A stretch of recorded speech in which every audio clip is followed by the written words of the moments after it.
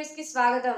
అక్రమంగా పిల్లల్ని విక్రయించిన అంతర్రాష్ట్ర ముఠాను హైదరాబాద్ రాచకొండ పోలీసులు అరెస్ట్ చేశారు. ఈ క్రమంలోనే ముఠా విక్రయించిన 16 మంది పిల్లల్ని రెస్క్యూ చేశారు. కన్న తల్లిదండ్రులకు ఇచ్చేందుకు చర్యలు చేపట్టారు. అయితే పిల్లల్ని కొనుగోలు చేసి ఇన్నాళ్లు పెంచిన తల్లులు శిశు సంరక్షణ కేంద్రం వద్ద ఆందోళనకు దిగారు. తమ పిల్లలను తమను అప్పగించాలంటూ గుండెలు విరిసేలా రోధించారు. ఆ శిశువు మాకు కావాలి. అదేదో 2 సంవత్సరాలు సంవత్సరం అని చెప్పారు కదా, ఆ టైం కల్లా మా శిశువు మాకు దొరకాలి సార్. యాక్చువల్ పేరెంట్స్ దొరకనట్లయితే ఇదే సోషల్ వెల్ఫేర్ ఆ శిశు సమర్థిక శాఖ ఎవరైతే ఉన్నారో వాళ్ళ నుంచి ఈ తల్లిదండ్రులు ఎంతమంది అయితే ఇక్కడ 16 మంది పేరెంట్స్ సార్, ఇంకా 30 మంది ఉన్నారో 40 మంది ఉన్నారో మాకైతే తెలియదు. మాకు మా బాబు కావాలండి, మా మేనల్లుడు మాకు కావాలి. మా చెల్లెలు ద్వారా అప్రోచ్ అయ్యారు, కొనడం తప్పు కదా, చేసుకోవచ్చు కదా సార్. 3 years 4 years అంటండి. ఆ లైన్ లో ఏ బేబీ వస్తే ఆ బేబీ ఇస్తారట. ఆ బేబీ ఎట్లుంటుందో మనకు తెలియదు. అందుకే మేము జనరల్గా ఇప్పుడు జనరల్ టాపిక్ అండి, పిల్లలు పుట్టకపోతే ఎవరికన్నా అంటాం ఫ్రెండ్స్కి, అరే ఎక్కడైనా ఉంటే మాకు ఒక బాబుని చూసి పెట్టు, పెంచుకుంటామని అంటాం. ఆ నేపథ్యంలో జరిగినటువంటి ఇదే ఇది. ఆ నేపథ్యంలో ముఠా కాదు, డాక్టర్. ఆ డాక్టర్ ఫస్ట్ డాక్టర్ అయిన తర్వాత ముఠా అయింది. మాకు ముఠా అయిన తర్వాత డాక్టర్ అని తెలియదు. ఆమె ఆర్ఎంపీ డాక్టరు. ఆమె దగ్గరికి మేము కన్సల్టింగ్ కి పోతూ ఉండేటోళ్ళం. మా ఇంటికి దగ్గరలో పీర్జాదిగూడ శోభారాణి. ఆమె దగ్గరికి మేము కన్సల్టింగ్ కి పోయేటోళ్ళం. నార్మల్గా ఏం అడుగుతాం, అమ్మ ఎవరైనా పెంచలేని పిల్లలు ఉంటే చెప్పండి, మేము చూసుకుంటాం. ఆమె అడగంగా 6 నెలలకు 8 నెలలకు ఆమె మాకు ఇవ్వటం జరిగింది, తీసుకోవడం జరిగింది. మా కోరిక ఒకటే సార్, యాక్చువల్ పేరెంట్స్ దొరికితే ఇచ్చేయమనండి, లేకపోతే మాకు రావాలి. మా ఫైనల్ డిమాండ్, మా కోరిక ఏంటంటే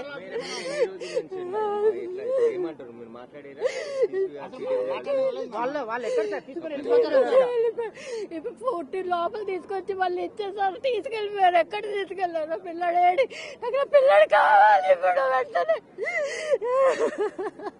మీరు మరి ఇట్లా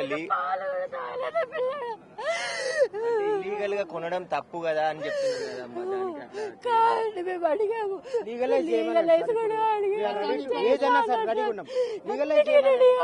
తీసుకోవడానికి చేసి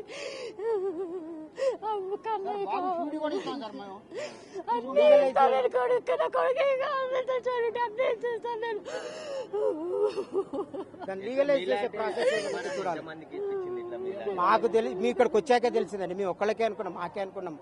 ఇక్కడికి వచ్చాక రోజు ఒకళ్ళ మీద తెలుసుకోవడం జరిగింది. మాకు మీ మీడియా వాళ్ళు చేయాల్సి సార్, మీడియా వాళ్ళు ఇందాక సిపి అదే మన కమిషనర్ ఆఫ్ పోలీసుని అడిగారు. ఎంతో మంది ఎన్నో క్వశ్చన్స్ అడిగారు, ఒకటే అడగలేకపోయినారండి. అంతా ఏంటది, వీళ్ళ పరిస్థితి ఏంటి? గత 2 సంవత్సరాలుగా, గత 3 సంవత్సరాలుగా శిశువును పెంచుకుంటూ కన్న తల్లిలాగా పెంచుకుంటున్నటువంటి వీళ్ళ పరిస్థితి ఏంటి? వీళ్ళు ఏం కావాలా?